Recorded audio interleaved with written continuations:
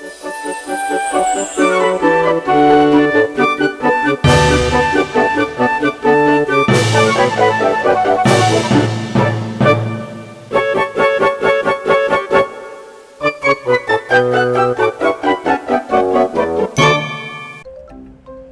创点师资培训，让我们在人生道路相互陪伴成长。接下来由创办人美人鱼老师和几位参与过培训课程的朋友一起来聊聊这段时间的心得感想，让我们的凝聚力永续不断。原创点儿童美术教学呢，已经有3年多了。来往中的朋友，不管是美术科系，或是多媒体，或是设计系，或是幼保科，甚至呢，完全是从有兴趣的朋友来接触。那来往中呢，我发现他们共同的一个状况就是他们没有系统的主轴思考，但是他们都很愿意呢，把孩子们的教学上呢变成有创意的教学，但是却没有方法。那我个人呢，在原创性到底有什么特色呢？就是要让孩子的真性情、真情的流露，在创意上呢是没有框架的。创意从哪里来？那我如何去指导？这是我的第一个单元。那接下来呢，我想做的是水墨课程，因为东方的文化呢，在西化的状况之下呢，孩子还有老师们也渐渐陌生了，所以东方美学也是我一个主唱点。再来，点线面的情感，我们往往发现为什么孩子的画呢流于表象主义，原来呀，就是在点线面的情感呢，老师不懂得运用，孩子呢也是只是概念性的描述，所以在这方面呢，我特别的有用心的去跟大家传达。再来，感知美学更是这个原创点的一个重心。感知什么呢？感受性、感动性，这才是一张画面最让人家觉得可看性的地方，也是一个艺术的提升。所以呢，感知美学的目的就是提升孩子画面的艺术性。这个方面呢，我历尽了很多教学经验，事实上就在生活中里一个发现一个窍门。这方面呢，我也会很清楚的跟老师们呢一一的解说，然后传递他每一个年龄一个心智状况呢，往往呢老师呢不知道而教法不恰当，这方面呢也做了很多细节的分析与讲解，再来一些举例，因为举例之中比较中比较容易进入状况。再来，如何掌握教学的气氛。不可否认，孩子呢就是孩子，你没有在气氛之下呢，他是没办法动容他的心的。所以呢，上课的气氛掌控也是一个不可缺少的元素。诸如这样子的一个7个单元呢，我是觉得缺不可。还有一个问题是说，培训班呢，它的优点在哪边？因为呢，我会把这些好朋友聚集在一个群组，然后在群组中呢，我们互动，互相提携，遇到困难的时候一起解答，一起分享。所以呢，我强调这一群师资班的同学呢，一定要非常有向心力，大家就是一家人。我自己也很开心，这3年多来，有很多的朋友呢，因为原创点师资培训的关系，他自己完全的蜕变。我也很感谢呢，他们一路来陪伴。为什么？教学相长之下呢，才会创出更大的火花。大家好，我是熊熊老师。今天要跟大家分享的是我去原创点师培训课程学到的3件事。第一件事情呢，就是如何跟孩子相处。那每个孩子呢，都出生于不同的家庭，那我们如何让他相信我们来到一个陌生的环境学习？这就是我们与孩子之间的沟通与相处。那在我们上课的过程中，孩子难免会有一些小情绪，那我们如何让他放下小情绪，继续在绘画的方面得到美感，得到满足，这都是很重要的哦。第2点就是我们如何设计好玩的课程。那呢，美人鱼老师的课程就是用不同头媒材，去让孩子引起好奇心，引起想绘画的动机，去让他慢慢的接受绘画，成为他的兴趣，让他从中得到成就感，得到满足。第3点就是我们如何提升孩子的观察力。那有些孩子呢，本身的观察力就比较好，有些呢比较弱。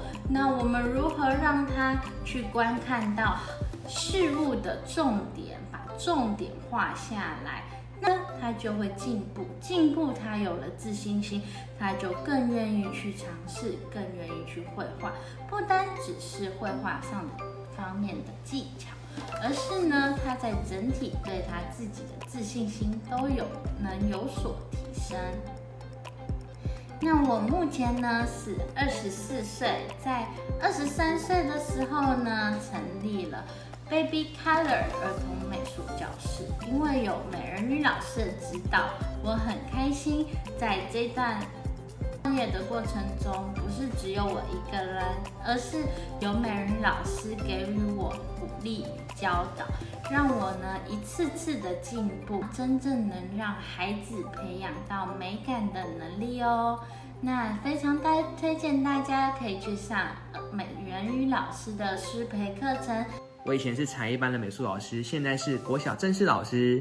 我在新北市的偏远国小任教，1到6年级的美术课都是我教的，而且他们每个星期只有40分钟的课。那如何上得好，真的不容易耶，因为你会受限于你过去的背景知识，受限于你对于材料的理解，所以有时候我自己上到后来，我就觉得怎么上都差不多，就是那样而已。你会觉得心里有点累，然后上课上到越来越没有活力，你喝满牛都补不了，因为那种是不知道该怎么办，你没有新的能量进来，新的知识、新的技巧、新的课程、新的点子。所以我后来很幸运的接触了原创点培训课程，老师有30年的教学经验，非常非常的厉害。不管是对于材料的运用、课程点子的丰富度、孩子作品的判读或者是引导，又或者是面对不同年龄层，你需要不同的教学语言或是肢体动作来帮助跟引导他们。那这一些呢，老师都可以在培训课程当中给你非常适切的一个建议，帮助你成长。而且当我自己成长了，孩子也会跟着成长，他的画面会变更强，上课更投入。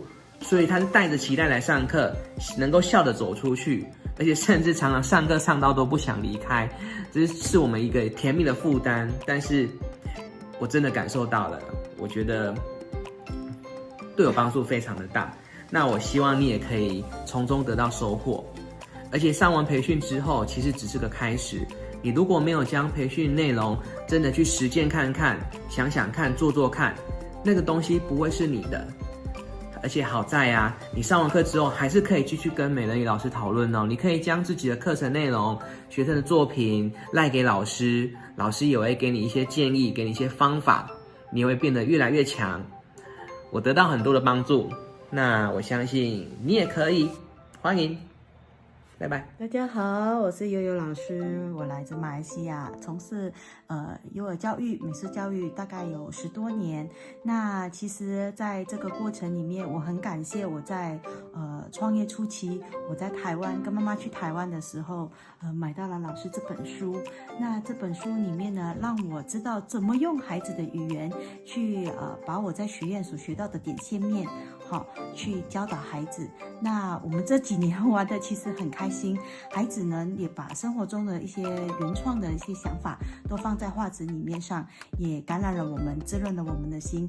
那可是呢，因为经过了很多年，我们也发现我们有些教学习性跟固有的形态一直打破不了，所以其实很想去台湾上老师的视讯课程，可是呢，因为疫情来袭，真的就是没有办法过去。然后感谢老师在这一次，他有提供线上课程，让我跟我的团队都有机会是在线上，让老师看到我们教学上的一些我们所谓的就是没有办法突破的点，还有一些固有的习惯。所以老师也很慷慨的，就是一破就知道我们的问题在哪里，所以呢，我们就能及时在教学上去更正，去反馈给我们的团队老师。所以呢，如果你跟我一样，在这10多年来都是一个人，或者你们的团队也是很辛苦，不知道到底发生哪里什么问题，哪一些小细节是需要去调整的。欢迎你成为我们的同学，那你可以减少很多时间，然后心力跟精神上也可以怎么说，休息一下，然后让老师带着我们前进。Hello， 大家好，我是小白老师。我是一位才艺班的美术老师，自己也开了一间才艺教室。原创点呢是我第一次参加的培训。我觉得呢自己很幸运呢，可以在第一次参加培训的时候就有这么大的帮助跟改变。一开始的时候呢，我也在教学上遇到了蛮多的问题的，比方说学生留不住，教案想不到，或是我的小朋友上课很喜欢跟我说我不会，然后课程很难行销出去等等。可是后来呢，我总结到一件事情，就是我的课程不够吸引人。那老师上课很卖力啊，我自己觉得我是上课的时候算是蛮嗨的一个老师。可是呢，课程内容呢，就是没有办法吸引小朋友。那成品呢，也没有办法吸引家长，就很难形成口碑。就很像是一家餐厅里面呢，服务生很亲切，可是呢，餐厅的菜很难吃，大家呢也不会常常去光顾。这也是呢，我在课后呢得到最大的帮助，就是呢，要让课程可以吸引人。就回到了艺术的本质上面呢，也就是感知美学的这一件事情。我要求呢，自己每一堂课的时候呢，都要有美的感受。于是呢，后面慢慢的进步之后呢，菜就慢慢的变好吃了。菜好吃了以后呢，其他的事情就好办了。那可以花更多的心力呢，去处理教室的装潢啊，办一些活动啊，或者是发现新的材料等等的。我的生活呢，也会变成不断发现美的事物的过程。小朋友也会很开心，因为老师那个时候觉得什么事情有趣，就会带给小朋友，像是一个分享的概念。这也是原创点呢启发我呢最大的地方，让我自己呢可以有更多发挥的空间。祝福大家呢可以在教学上面呢找到最适合自己的生活方式哦。